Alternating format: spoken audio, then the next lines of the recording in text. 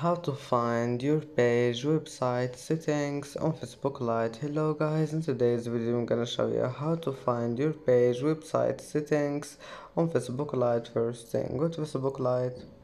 Here you will find these three lines in the top corner. Click on it and then just scroll down until you find this one, pages.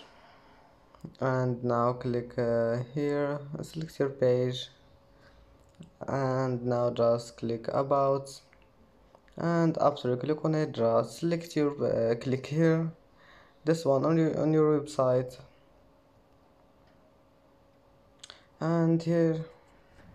And that's it for today's video. If you like this video, please don't forget like and don't forget subscribe, and thank you for watching this video until the end, and see you in the next video.